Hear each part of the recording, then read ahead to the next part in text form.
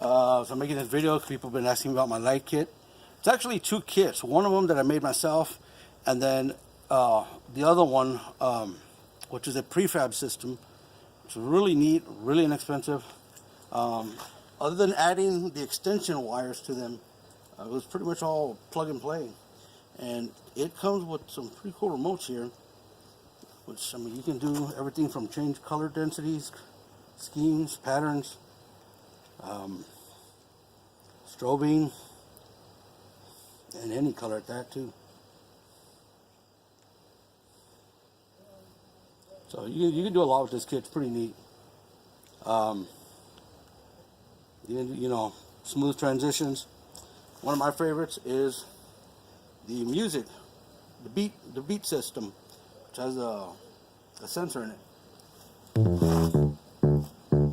And I have it set up to cycle through the colors per beat.